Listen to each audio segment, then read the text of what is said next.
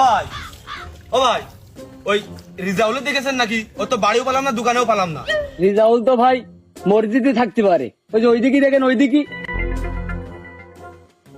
আরে শালা রিজাউল মাল খোর বলে লোকজনে পুলিশ প্রশাসনে বাড়ি পাস যাবেন 7 বেলা করে ধরতি। এই ভাইটা শালা মনে হয় মসজিদে বসে রয়েছে আর ভালো মানুষের ভিতরে গেছে। তারপরেও আজকে আমার রিজাউলেরই চাই। আর বিপদ কিটা যে নিয়ে গেল, সাথে সাথে সব বিপদও চলে গেল। রিজাউল ভাই না? ও রিজাউল ভাই, আই লাভ ইউ ভাই, আই লাভ ইউ। শোরুমের নতুন গাড়ি কতজনা দেখেছিল, তোমার খুব কপাল ভালো। ওই দা, তুমি চাকরি ছেড়ে চলে গেছো কা? আমি সে কিস্তি দেবো। I miss you. আমি পারি না আর পারি না, আমি হ্যাঁ রিজাউল ভাই, পারি না। তুমি তো একেবারে মূর্খ।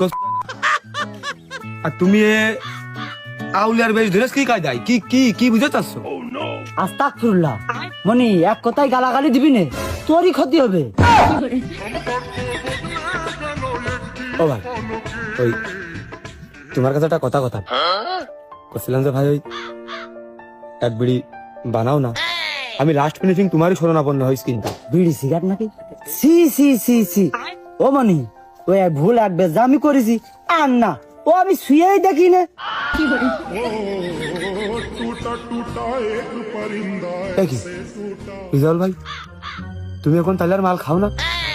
এই জন্য এই জীবনের প্রথম তোমার এই 2 চোখ আমি সারা দেখতেছি। ও মনি, যে জ্বালায় যে অশান্তিতে খাতাম সে একা একাই বিদায় নিয়েছে, আমি এই হাফ সাইডে বাঁচিয়েছি। দেখো লাইলা, এটা রাগ করার বিষয় না। আমার বাড়ি একটা বউ ছিল, আমার বউ থাকাকালীন আমি কইছি যে আমার ট্রান্সফার হয়েছে ঢাকায়, আমি সেই জায়গায় তোমার নিয়ে কিন্তু আমি এই যে এনে চলে আইছি। এসে বস্তির ভিতরে একটা কোন রকম করে বাসা ভাড়া নিয়ে আমি মাথাটা গুঁজেছি। আর আমি মাসে বেতন পাই হচ্ছে 15,000 টাকা করে নতুন চাকরিতে। এখন তোমার পেছনে এই মাসে মাসে লেগেছে 18,000 টাকা। তাহলে আমি কি দিয়ে কি করবো? তোমার এই সোনো পাউডার মেকআপ ও হাবি জাবি দিয়ে আমি কি ভরণ পোষণ নিতে পারবো? কাউ আসলে রিজাউল তো এমনি মাল খেত না। এখন তো দেখছি সব দোষ তোমার, সব দোষ তোমার। তুমি ওই লাইলা তোমার স্বয়ং, সব দোষ তোমার। তোমার জন্য সবকিছু হয়েছে। ও তো জানি নে, ওই কালকের মধ্যে আমার জিন্সের প্যান্ট গেঞ্জি আর ওই হিল কিনে দিতে হবে, নাহলে আমি কিন্তু রিজাউলের কাছে নিয়ে যাবো। আনে এই রিজাউলের কাছ তুই কি যাবি? রিজাউলের কাছ থেকে যাবো আমি? ও ভাই কসি ভাই, আমার তো জীবন বাঁচানো কষ্ট হয়ে গেছে। তুমি লাস্ট আমার একটা উপকার করবা? কও, মানুষ তো মানুষের জন্য, তোমার একটা উপকার করতে পারলি আমারও তো ভালো লাগবে।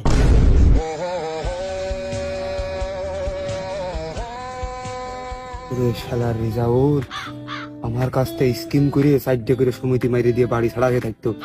সেই রিজাউলের মুখে এরকম এরম মিষ্টি কথা? আর রিজাউল ভাই কসি ওই শেষ আমার একটা উপকার করো। ওই যে ওই সন্ধ্যা সমিতিতে তোমার লাইন লগিন ভালো আছে, তুমি তো পুরো আমলের সদস্য। তা ওই আমার তো বাড়ি বউ থাকতেন না, আসে চাকরিও আর নেই প্রায়। তা ওই সমিতিতে আমার একটা স্কিম করে দাও না। সে কি সমিতি তো তোমাকে রে, আমি এখন আর ওই দিনাদায়কের মধ্যে আর যাইনি। ও ভাই আমার নামে আর হচ্ছে না, এখন তোমার নামে যদি তুমি একটু দয়া মায়া করে দিতে।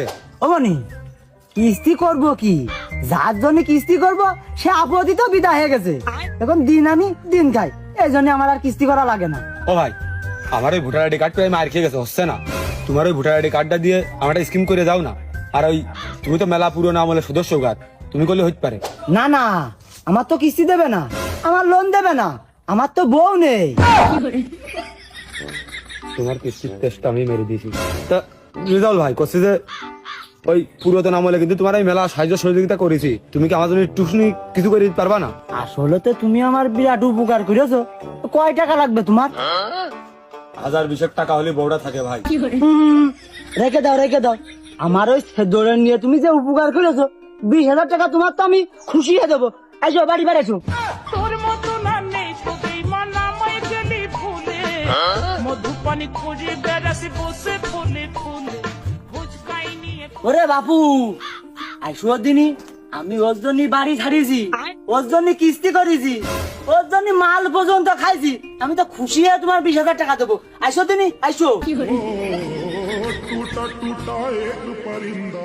মনে হচ্ছে সামনে পিছনে ডানি ভাই কোনো জায়গায় যাওয়ার জায়গা নেই।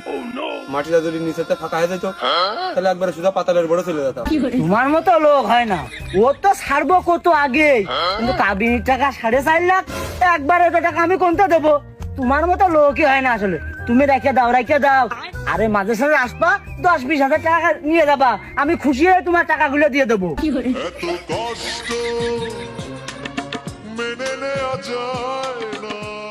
এই জন্যই মুরব্বীরা কইতো সংসার সুখের হয় রমণীর গুণে। এখন তো আমার কোনো জায়গায় যাওয়ার জায়গা নেই, যে কায়দায় হোক বউ আগেরটা টিকে রাখতে হলি এই লাইলা যে কোনো জায়গায় আমার প্রেম করাইতে হবে।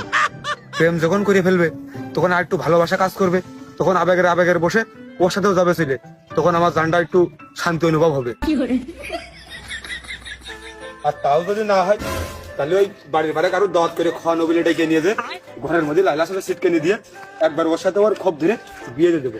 আমার তো বাসার লাইন করতে হবে।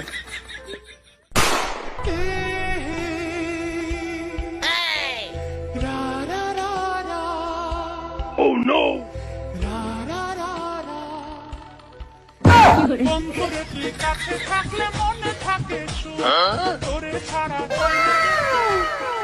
আমার ফুলের কাটা, তোর বন্ধু সাদা মাটা, এর ইশারা বোঝে না, মনটা যে ব্যাকুল